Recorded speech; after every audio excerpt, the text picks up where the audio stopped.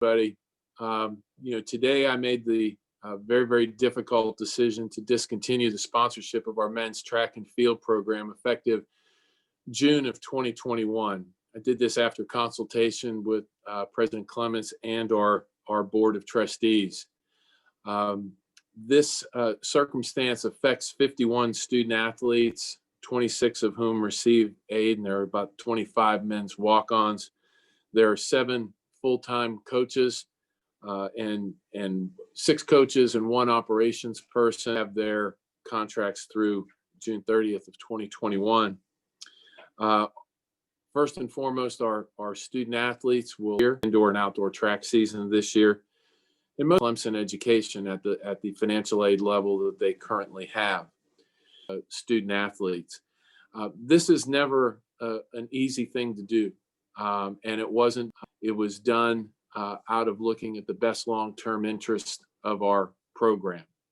While this decision comes during significant financial challenges during the ongoing pandemic, these challenges. With that, I'll be happy to answer any questions. Hey, Dan, it's Trevor Gross from CUTigers.com. Obviously, Clemson men's track with a rich tradition, including Olympic gold medalists. Will you revisit this in the future? And if so, any idea how soon that might be? I would say to that, and you're exactly right about the rich tradition of Clemson track. They're a very important part and will always be a very important part of our athletic history. But for the foreseeable future, this decision is final, and we'll move forward with the 16 varsity sport offerings that we will have come July of this year. 16 is the NCAA minimum, so we'll continue to have that group of 16 sports represent Clemson. Hey, Dan, it's David Hood with TigerNet. Obviously, the track facility just got an upgrade, and I'm sure the women will make good use of that. But is there any thought about maybe using that area for other sports or letting other sports, take part over there? David, we really haven't looked at that. It's a track facility. The indoor track that we just put in about 3 years ago is an incredible, made that indoor facility an incredible opportunity for hosting indoor meets. We have not looked at allowing that area to be utilized by anything other than women's track and field, and certainly for the rest of this year, our men's program.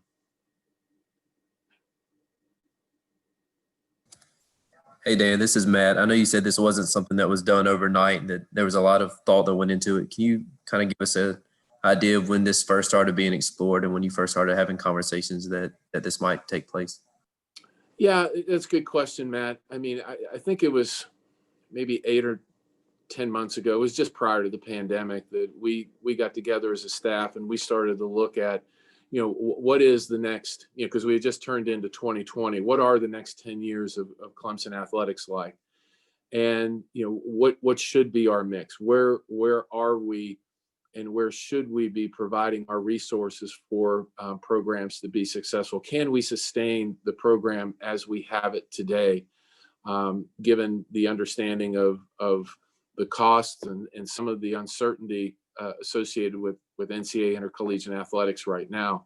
And then as we moved forward into the summertime, we looked at a lot of different options, but at the end of the day, this was the one that we felt made the most sense for Clemson right now. And it's very, very difficult to discontinue a sport, but we did not see that we would have the ability to add any other sports and making sure that we were utilizing our facilities and our resources in the proper way. So it was about an 8 to 9 month process.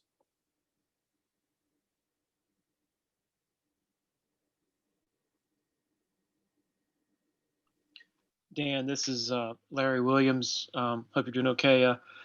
I asked this only because football is related to the overall bottom line with the athletics department. What is the projected shortfall with football attendance this year with the difference of having such a reduced capacity? Well, thanks, Larry. I appreciate it. We don't look at our sports on an individual basis. We look at how our entire athletic program is performing. We're probably at a circumstance where we have not been able to receive about $36 million worth of revenue this year through ticket sales and other associated and ancillary revenue opportunities. So our revenue side is down 36 million. As you know, we've taken for this year some incredible steps as it relates to reducing expenditures. So that number is right now about $14 million. So our gap, and then you have to add in some of the costs associated with the pandemic, specific COVID costs that hopefully will never reappear again. The gap that we're looking at is between 24 and $27 million that we're going to have to deal with towards the end of the year. And, you know, that we still have some time. We still have some things that need to happen for us to get to that number. But between 24 and 27, so we have talked about a $25 million gap that we'll have to deal with between now and the end of June.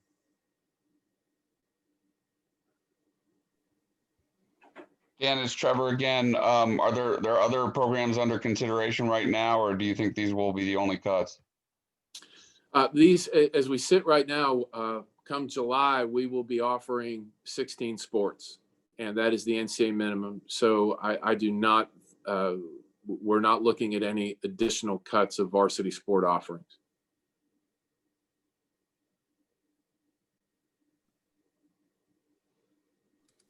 And can you update us on where things are with the renovations for Memorial Stadium, and is that getting affected at all by the pandemic and those things? Matt, I'd love to answer the question. I really don't want to go off track here today, as this is really about the student athletes and our track program. Give me a holler next week and we can chat about that.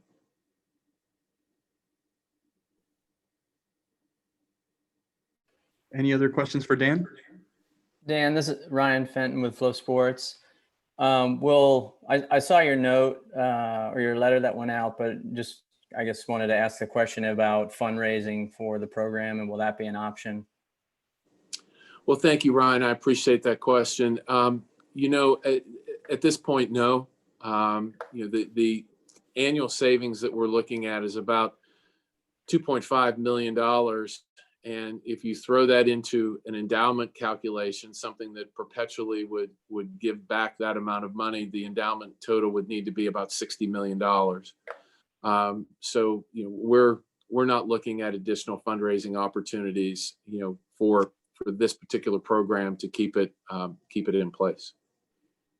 And just a quick follow-up, if you don't mind. I know there's been a few other universities that have gone through, through this and have kind of come out and said the same, and then have gone back on that, and programs have been reinstated. Why is that different here?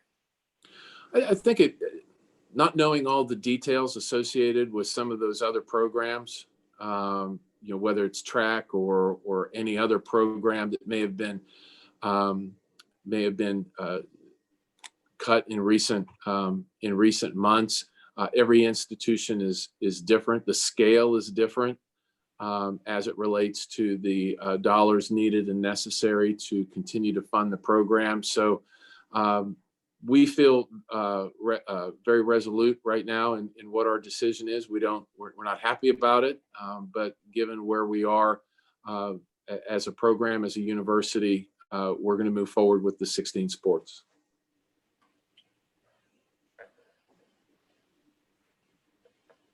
And I know you said the money will be reinvested into the athletic department initiatives. Can you give a little detail or provide any insight, or do you know yet on maybe how some of that money will be used?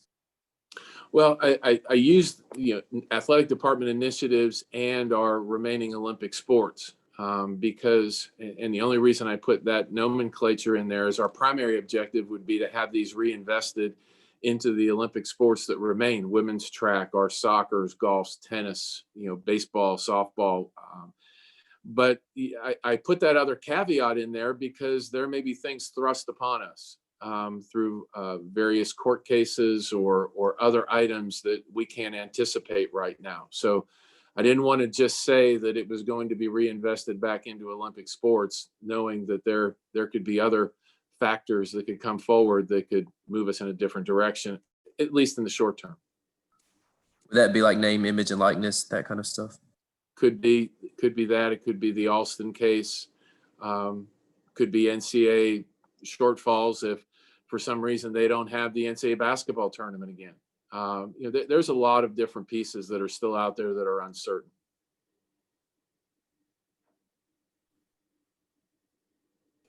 Any more questions for Dan related to track and field? Hey, Dan, this is Will, Clemson Insider. Just wanted to ask, I know with track and field, it's been used a lot with other sports to recruit athletes. How much consideration went into that, especially with, football has used it, I know, in the past and stuff like that to get, to entice a guy like CJ Spiller to come to Clemson? How much consideration went into that? I mean, it was something that we talked about, but Will, it just hasn't happened that often. It was really not a feeder sport, much like it would have been 15 or 20 years ago when you had multi-sport athletes. And some people may say that's a bad thing, that doesn't occur anymore, but the specialization of student athletes now is really not what the multi-sport student athlete just isn't today what it was maybe a generation ago. Take one or two more. Dan, I know diversity and inclusion have been important efforts for a lot of people, including Clemson this year. As you guys look to make decisions across the sports, how did you guys look at this and the effect that would have on the opportunities at Clemson? No, it's a great point, and certainly something that we looked at. It was about a 50-50 mix when you throw the entire program together, from a Caucasian to people of color within the program. It's certainly something that we need to look at. As it relates to the number on campus, it was a very, very small percentage, less than 2% of the people of color on our track team were represented on campus as it compared to the two.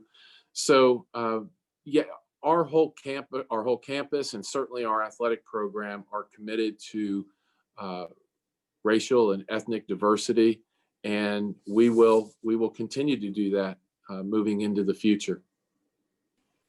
And how did the men's program for track and cross country compare on that front compared to other programs that you looked at Clemson? We had a roster of 51 individuals, and there were 22 African Americans and 6 other races and 23 Caucasians. So that made up our roster.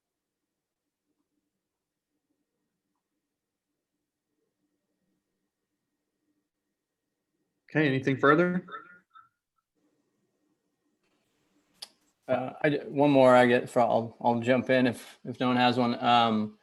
When you guys are looking across the savings, kind of the cost savings here, how does the cost of the track and field and cross country program, when you look at a per athlete cost, compare to other programs that will stay at Clemson? It's a great question. I don't have that metric at hand, but it is something that we need to. It's one of the sports that does not provide revenue back, so that's a major. That will not help that calculation that you just talked about, and we want to make sure that we're utilizing our resources in the best way that we can. By cutting the men's track and field and cross country program, that's certainly helping us as it relates to issues of gender equity and Title IX for down the road. But as it relates to what the cost per student athlete is, I don't know what that is as it would compare to the cost, for example, of a golfer or a tennis player or a soccer player or a baseball player. All right. Thank you all very